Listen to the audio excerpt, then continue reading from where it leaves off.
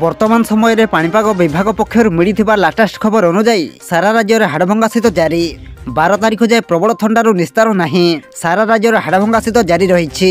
पारद तलमुआ हेतु प्रबल शीतर थरुची सारा ओडिशा। संध्या 7टारू राति तापमात्रा ह्रास आरंभ हो राति 10टा बेलू कालुआ शीत पड़ जाउछि। एमितिकी खरा न आसिबा अर्थात सकाळ 9टा पर्यंत शीत जारी रहुथिबारु सारा राज्य में जनजीवन अस्तव्यस्त हो पड़िछि। तेबे आसंतु पाणीपागर संपूर्ण खबर उपरे नजर पकाइबा, किंतु ता पूर्वरु वीडियो को गोटे लाइक करंतु एवं वीडियोटी को आपण मानको सांगसाथी मानको बहु मात्रा रे शेयर करंतु। जदि आम चैनल रे आपण प्रथम थर वीडियो देखुछंती ताहले एबे ही चैनल को सब्सक्राइब करी पाखरे थिबा बेल आइकन को प्रेस करी ऑल नोटिफिकेशन को ऑन कर रखंतु एवं आपणको अंचल रे वर्तमान शीतर प्रकोप किपरि रहिछि एहा सहित आपण माने एही वीडियोटी को केउ जिल्ला रो देखुछंती आमको निहाती भाव में गोटे कमेंट कर जणातु। सूचना अनुसार गत 24 घंटे राज्यर 10टी सहर तापमात्रा 10 डिग्री तले रही बेले 15 डिग्री तले 39 सहर में पारद रेकर्ड होइछि।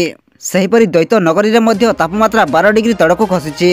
पाणीपाग केन्द्र कहिछि जे गत 24 घंटे जी उदयगिरी राज्यर सबुठु ठंडा सहर पलटिछि। जी उदयगिरी राति तापमात्रा 4.4 डिग्री सेल्सियस रेकर्ड हेबा सह कोरापुट सिमिलीगुड़ा तापमात्रा 6.1 degree, Rourkela 7.2 degree, Daringbadi 7.5 degree, Jharsuguda 7.6 degree, Phulbani 8 degree, Sambalpur Chiplima 8.7 degree, Sundargarh Kirei 8.8 degree, Angul 9 degree, Keonjhar 9.6 degree record होइछि। भुवनेश्वर 11.9 डिग्री एवं कटक पारद 11.8 डिग्री रेकर्ड कर जाइछि।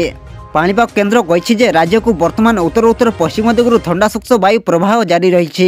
एहा प्रभाव रे राज्यर अधिकांश स्थान रे तापमात्रा ह्रास होबा सह अनेक स्थान रे तापमात्रा स्वाभाविक ठारू कम रहिछि। आसंता 7 दिन मध्य रे तापमात्रा रे विशेष परिवर्तन हेबार संभावना कम रहिथिबा बेले शीतर प्रभाव प्रायतः जारी रहिबा संभावना रहिछि। एहा व्यतीत परवर्ती 2 दिन रे राज्यर किछि स्थान रे शीतर लहरी कोल्ड स्थिति सृष्टि हेबा नै पाणीपाग केन्द्र आकलन करिछि। विशेष करी अनुगुड़, झारसुगुड़ा, खोर्धा और जगतसिंहपुर रे 2 दिन शीतल लहरी आशंका करी पाणीपाग केन्द्र एही जिल्ला गुड़िक पई येलो वार्निंग जारी करिछि।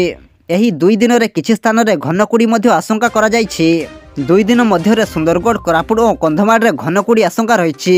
एहा सह कलाहांडी, सोनपुर, अनुगुड़ और बलांगीर हालुकारु मध्यम धरणर कुहुड़ी आशंका करी पाणीपाग केन्द्र उपरोक्त जिल्ला गुड़िक सतर्क रहिबा पई परामर्श जारी करिछि।